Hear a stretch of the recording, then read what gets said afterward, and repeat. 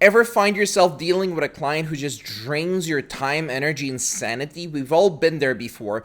But what if you could spot these nightmare clients before you even agree to take on the project? In today's video, we're diving into the types of Upwork clients you need to avoid at all costs, and more importantly, how to detect them right from the start on the sales call. Whether you're new to freelancing or a seasoned pro, these tips will save you countless hours and headaches. Let's make sure your next client is one you actually want to work with. So here are some issues you might encounter and how to detect them. Clients who avoid providing specific details or insist on NDAs too early may be difficult to work with later on. This often signals potential issues with clear communication down the line. If a client frequently changes their story or gives conflicting information during the call, it's a sign of disorganization or a lack of clear vision. This can lead to confusion and scope creep as the project progresses. This type of client is also the type of person who doesn't leave a like on YouTube when watching a useful video. So another issue is unrealistic expectations. Watch out for clients who push for rapid turnarounds or significant discounts. These types of clients often don't value your work properly and might expect high quality results on a shoestring budget. Another issue is disrespect for your time. If a client is late to your initial call, it's their first impression is being late, seems disinterested, or doesn't respect your scheduling, this behavior is likely to continue. It's a red flag that they might not value your time throughout the project. Another issue is payment reliability. Clients who hesitate when discussing payment terms, suggest unconventional payment methods, or promise future work instead of an upfront payment could be risky. Financial stability and clear payment terms are non-negotiable to do business with you. Another type of issue is manipulative tactics.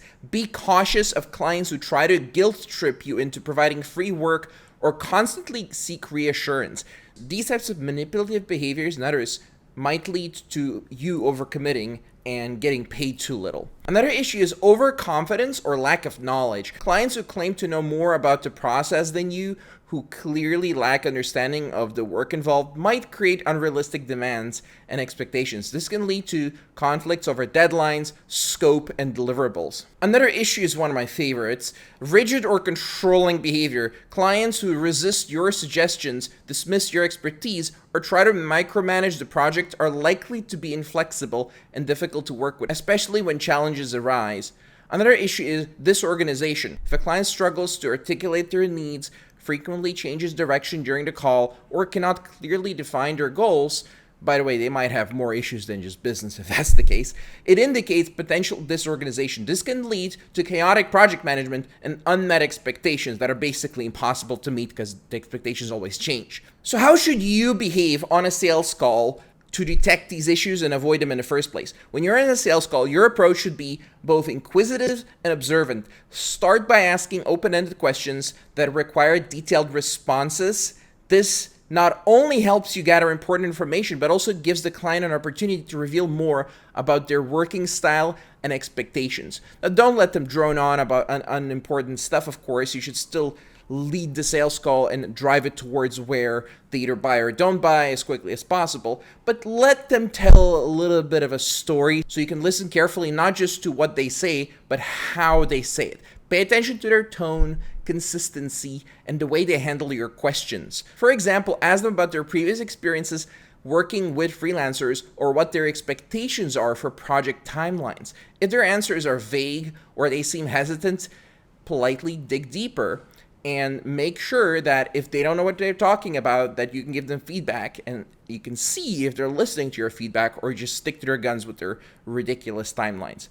You can say something like, "I just want to make sure we're both on the same page. Could you clarify what you mean by that?" You can repeat that sentence many, many times on the sales call when they're not clear, which is most sales calls. This shows that you're thorough and professional while also helping you to uncover any potential red flags. So how to behave when you do detect an issue, one of these issues, or one of the issues from my other video where I talk about the same thing, link in the description. If you notice something concerning during this call, don't ignore it. Instead, address it calmly and directly. For instance, if a client is pushing for a very low budget, you might say, I understand the importance of budget management, but I also want to ensure that the quality of work meets your expectations. Can we discuss how we can align both, right? You can reword this so you don't sound exactly like me, but something along those lines. This approach shows that you're willing to work with them, but also sets boundaries. So if the issue persists or the client's responses don't sit well with you, it's essential to trust your instincts if you have experience with sales calls. If you don't have experience with sales calls, you will want to ask people to listen to a recording of this call